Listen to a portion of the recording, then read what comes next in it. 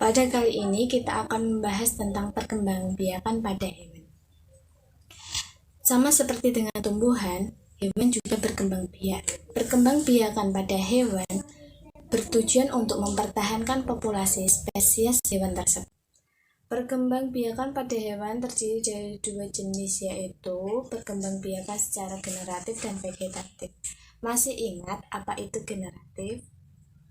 Ya, generatif adalah perkembangbiakan secara kawin, artinya dibutuhkan hewan pejantan dan betina untuk melakukan proses perkembangbiakan. Perkembangbiakan generatif pada hewan dibagi menjadi tiga, yaitu ovipar, vivipar, dan ovovivipar. Apa itu ovipar, vivipar, dan ovivipar? Ovipar adalah hewan berkembang biak dengan cara bertelur. Ciri-cirinya yaitu 1. Tidak memiliki kelenjar susu. 2. Tidak memiliki daun telinga. 3. Bukan termasuk hewan mamalia. 4. Induknya mengerami telur hingga menetas. Contohnya hewan ovipar adalah ayam, angsa, ikan, dan lain-lain. Vivipar adalah hewan berkembang biak dengan cara melahirkan. Ciri-cirinya 1.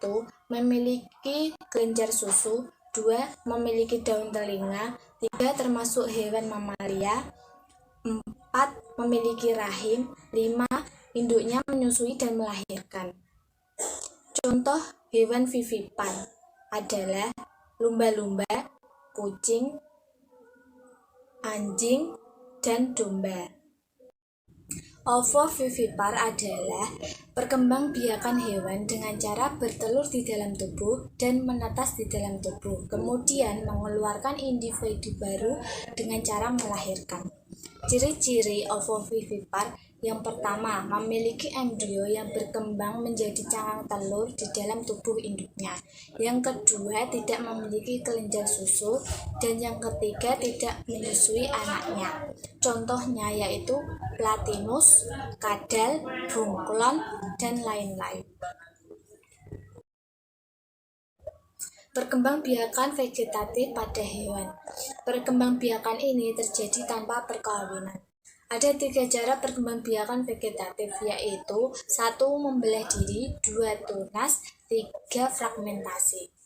Membelah diri adalah perkembangbiakan hewan dengan cara membagi tubuhnya menjadi 2 bagian atau lebih secara langsung yang dilakukan oleh hewan bersel satu. Contohnya yaitu amoeba. Pada gambar merupakan contoh amoeba, jadi terlihat seperti tidak beraturan. Pada gambar yang bulat di bagian tengah disebut dengan inti sel, bagian luarnya disebut dengan sitoplasma. Di gambar nomor 1 merupakan hewan amoeba dewasa. Kemudian gambar amoeba nomor 2 ini berkembang terus untuk membelah tubuhnya.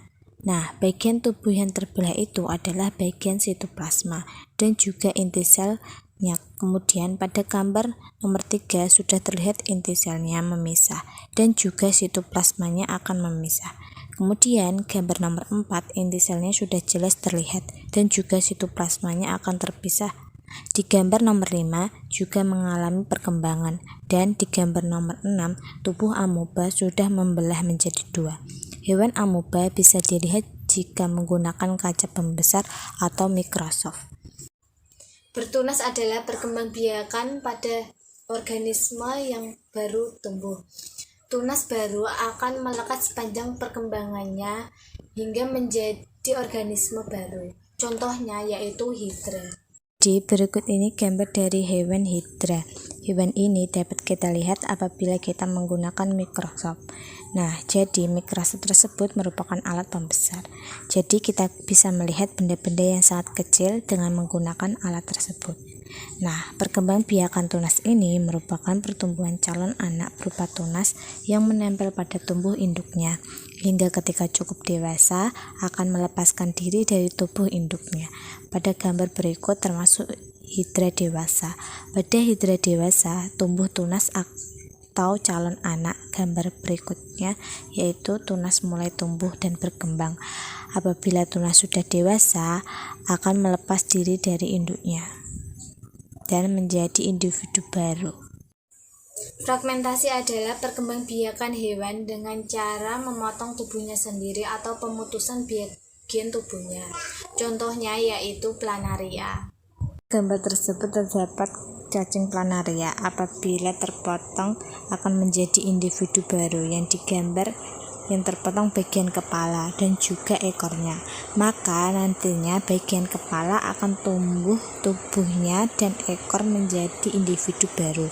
Begitupun dengan ekornya akan tumbuh tubuh dan kepalanya dan menjadi individu baru. Kemudian bagian tubuhnya akan tumbuh kepala dan juga ekornya dan menjadi individu baru juga.